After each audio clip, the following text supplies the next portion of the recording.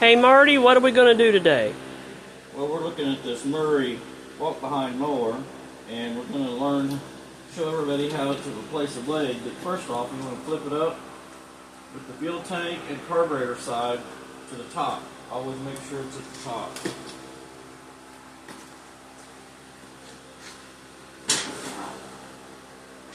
Then we're going to come over here.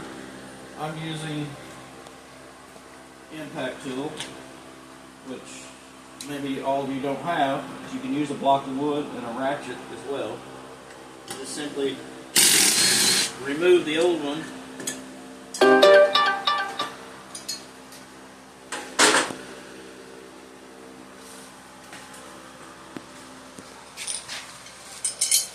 And install your new blade.